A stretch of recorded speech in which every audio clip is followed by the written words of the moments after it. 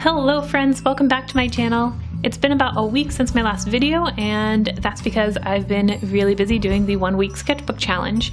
I had mentioned this in my May setup video that I wanted to do the sketchbook challenge in May because I've never filled a sketchbook before and I've been in a really big drawing mood lately, and this is the first time in my life I felt like I could actually complete a sketchbook, and sure enough I actually did. Now remember, this is a sketchbook, they're not masterpieces. I'm not inherently proud of anything in here, but at the same time I'm not embarrassed by them either, if that makes sense. So I think that this week was a success and I'm really proud of myself for finally finishing a sketchbook. This particular sketchbook is just a really cheap Canson one. It was about $2 I think, and it has 30 pages. The main issue that I had with this whole challenge and this sketchbook in particular is I've been really into watercolor lately, and the paper quality in here is nothing phenomenal. It's just your standard sketching paper, which isn't really good for much. So I didn't use any watercolor in here at all, but I've been in a very big mood of wanting to put color into my pieces. And what I ended up discovering was a love for paint. I don't consider myself a painter in regards to like acrylic or oils or anything, and even watercolors I'm just learning. So if anything, this challenge has taught me that I kind of enjoy working with paint and brushes, and that's something that I'm definitely going to want to continue to use and try in the future. Alright, so let's just get into this. And before we start, I just want to say that when I initially started this sketchbook challenge, my rule of thumb that I was going to do was just make sure I fill out the right side of the page. So anything that was filled out on the left is kind of like a bonus, I guess you could call it. And I wish I would have had time to fill out all of the left side pages as well as the right, but there just wasn't time in the week. So anyways, let's just get in here. So on the first page, I wanted to practice my hand lettering and calligraphy, and I like how this turned out. I think it's pretty. I would have liked to push it further, but once again, that's something that's going to be a common theme as we go throughout the sketchbook. With only 1 week to fill 30 pages, you don't have time to make every single piece finished and fully refined. So I think after doing this challenge, I'm going to keep working in sketchbooks, and obviously without that time pressure, I'll be able to bring each sketch to the level of completion that I would truly like, which is not something that I was able to do in here. So the second page is the test swatches page. When I started, I wanted to work in color, like I said, so paint was pretty much the only medium that was efficient in coloring my sketches, because these are all fine liners. There's a highlighter here, and some colored pencils. So with the exception of paint and these just very basic fiber color markers, everything else has such a fine little tip that it would be impossible to color any sort of large area. So, and Prismacolor, I don't have a ton of colors, and I wasn't really feeling the whole colored pencils. And even with colored pencils, it is a fine tip, and that just wasn't the look I was wanting to go for. So paint and marker is the predominant color options that I've used in the sketchbook. So the first actual page, we have a pen sketch of a city, and I'm not entirely happy with this. When I first started, I tried using chalk pastels, and I'm pretty familiar with chalk pastels and even oil pastels, but I didn't want to make my sketchbook all dirtied up, so I was limiting myself. I was hoping I'd be able to achieve all the colors I wanted by like taking a napkin or a paper towel and really getting it in the page, but it just wasn't able to produce the colors that I wanted. So yeah, that's the first one. This next one, she's done with paint. It was just a quick sketch that I decided to add color to. I like how she came out. These ones here, I started to sketch in pencil, and I like how their pencil sketches looked, but then I started to add pen to them, and I don't typically line my artwork when I work because I don't like that harsh look of the pen. So once I added pen to my sketches, they looked way less realistic, or less how I wanted them to look. So then I just started adding marker and paint to their hair and all sorts of things until I got it to a state that, I don't know, I kind of liked. This next page, I did a swatch of all of the different basic markers that I have. I forget how much the markers were. They're like 8 years old at this point. I got them back in high school. Haven't really touched them at all, so I had no idea what colors I even had. And you can see some of the markers here were dead without even me ever using them. So I just drew little X's in their eyes and drew little faces on them. But that's all the colors markers that I was working with. Now this next page, I wish I would have put on the left and the second page on the right, because you can see on the back side is the other half of them. I was doing A to Z healthy foods, so just cute little thumbnail drawings. But it would have been nice to have them both on one page. And now here is actually where I started using paint. That girl that I showed before, she was actually one of the last things that I did in the sketchbook. So this was the first paint piece that I did in my sketchbook. And this got me really excited because, like I said, I haven't used paint much beforehand. But I really liked how this came out, so I was starting to open up to the idea of using paint in my sketchbook, which hadn't really occurred to me before. And it really didn't buckle the page too much either. So I was feeling inspired with paint and decided to paint some tulips. And after that, I decided to just do some pencil sketches, nothing all that exciting. I also drew some different herbs over here in pen. And here I just did a black background of paint and used white gel pen to draw some different cactuses and succulents. I like how that turned out. The white gel pen worked surprisingly well on the paint. I was really surprised by that because it didn't work very well on markers. Then I just have a girl, a cat, and some plants. And just, let's ignore this page. This was right in the middle of the challenge, right when you're kind of getting over the hump. And I was just really liking my highlighter socks I was wearing that day, so I wanted to draw someone athletic wearing the same color scheme I was. But I didn't use reference and it was just a quick drawing, and this is kind of the hardest part of the challenge for me, is getting over, you know, once you're a day or two in, trying to stick with it.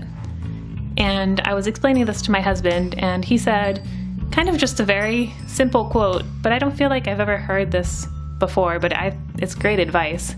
It says, pretend that the previous page doesn't exist. Because I was explaining how difficult it is for me to finish sketchbooks, because as soon as I draw something bad, I feel like I've ruined it. And like I said, I've never heard anyone actually say this before, but he was just like, well, pretend that the previous page doesn't exist and just continue forward. So I thought that was good advice. I wanted to put it in there. And I was going to try and do some fancy calligraphy underneath with a brush pen, but I'm really bad at hand lettering and that didn't work. And actually though, I did learn something. I used watercolor markers for the calligraphy underneath, and once I didn't like it, I used white paint to try and cover it up. But the white acrylic paint actually mixed with the marker, and you can kind of see it the best down here. But it kind of leaves a cool effect. The camera doesn't capture it as well as it looks in person, but it has a really pretty texture and appearance to it, so I might use that later. On this next page, I started to draw some tropical fish just really quick. Super quick, I didn't like how they were coming out. And I also just drew a quick sketch of a mermaid. Then I was really into the whole mermaid thing, so I drew some different mermaid thumbnails for pieces. And I don't know, I kind of like this pose of her dropping into the water. And I started to make her shiny, and I don't know, at some point she just looked like she was a water drop. So I just labeled her Water Drop Mermaid and kind of was just playing around. Now here's kind of my comfort zone. After I was doing all that, I really felt kind of uncomfortable trying so many different things. So I went back to my comfort zone of just drawing some people from reference. And I find that old men are the easiest to draw, or just wrinkly faces in general, because I feel like the distance between two parts are more easily recognized because you have so many other points of reference. So I feel like that's a tip if you are struggling with reference. I find it much easier to draw old men than like very young, smooth faces. This was just a figure I drew from reference, and I didn't know what to turn her into, unfortunately, so she was left like this. And this is the halfway point, and I really liked how this was coming out, but I didn't have time to push it as further as I wanted. What I would really like is to do a black background and use pens and ink and just give it a really intense mech kind of vibe.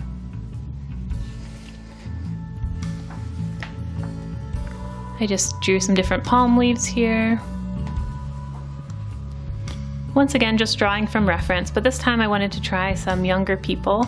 After I did the old guys, I was feeling a little more secure, but you can see it's still difficult for me to do smoother faces compared to the older ones.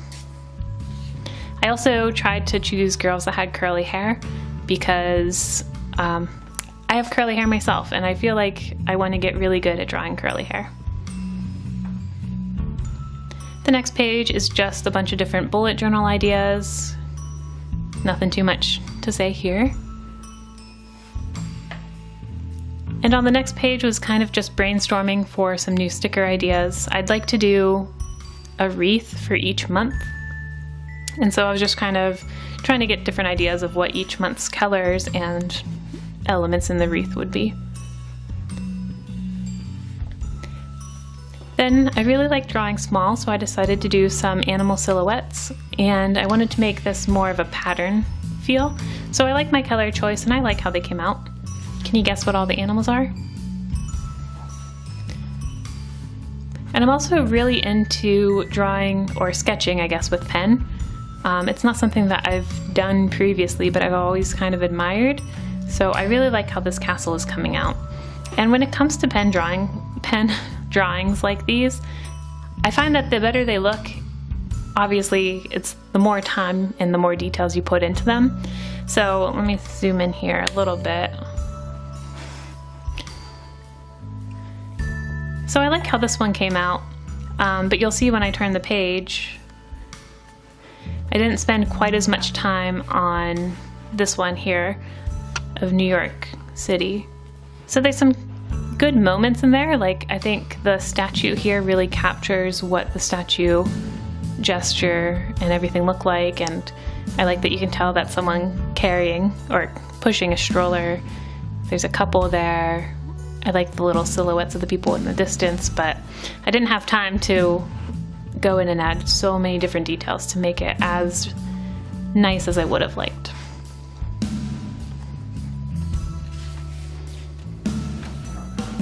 And as we get towards the end here, you could definitely tell that the week was coming to an end and I still had some pages to fill, so I started to draw some swing dancing gestures.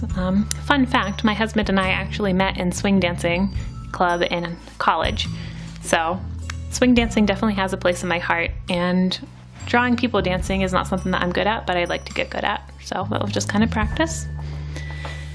Once again with patterns, I'd like to do this on a dark background, but I didn't have time to paint the page black and wait for it to dry, so we'll have to do it on white. But I still think they turned out kind of cute and fun.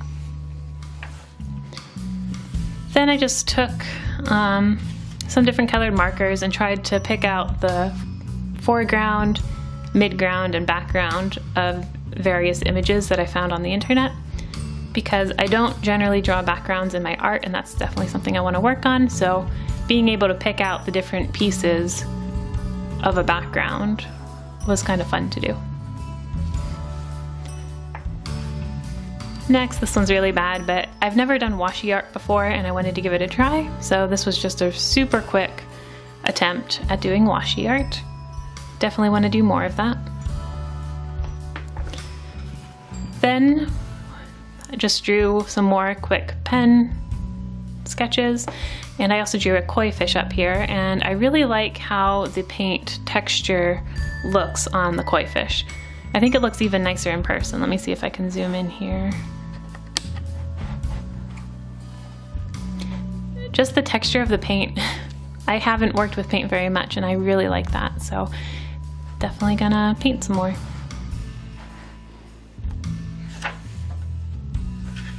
muffin, I just drew some little vegetable characters, a potato, carrot, onion, and pepper, and I have the little potato in a bowl of boiling soup. So really random, but I thought he was cute.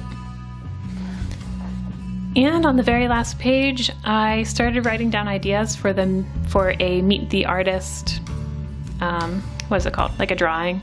That's something that artists here on YouTube do sometimes, is they draw themselves, and it's just like a little profile. So I was trying to decide what I would look like if I were to draw myself in my style. And that's the end of it. So all in all, I mean, there's nothing really to get all that excited about any of my drawings in here, but at the same time there are some beautiful moments that I really like. I liked how this turned out. I like this girl. Those older men's faces here in the back I think is really nice. And even that mermaid page, wherever it was at, yeah, right here. I don't know, I feel like it was a good tool to get my creativity flowing, and I feel like I have ideas now of pieces that I actually want to do and ones that I want to work on and further develop. So I definitely think the challenge was a success. I liked how it turned out, and I'm glad that I now have a finished book that I can show people and look back on for years to come and have some sort of proof of my drawing ability at this point in my life. So thank you for watching. If you're inspired to do a sketchbook challenge yourself, then definitely let me know or leave a comment to your sketchbook challenge in the link below, and I'll definitely watch it. And I guess that's all I have to say. So until next time, I'll talk to y'all later. Bye.